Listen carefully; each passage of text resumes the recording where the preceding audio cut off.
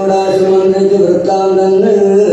കേശവൻ തന്നെ വരിപ്പാൻ യോഗിച്ചു മുഷിതരാമുരാതിയാം നല്ലതോടിഷ്ടമാറു പറഞ്ഞു കംസനും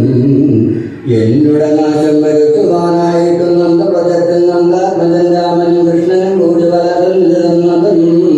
വിഷ്ണുവിൻ അംശമകരുന്നതും മുനിശർക്കമെന്നാരകനോടരുൾ ചെയ്തു സത്യമകന്നു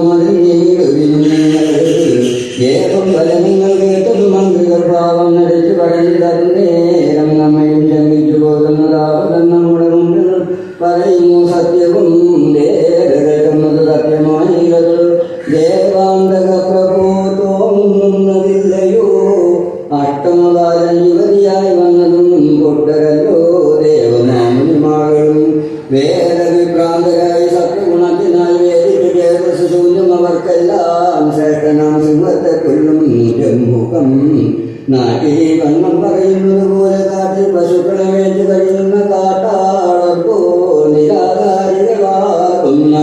ഗോഷ്ടവാസ രാമകൃഷ്ണൻ ഭവാനും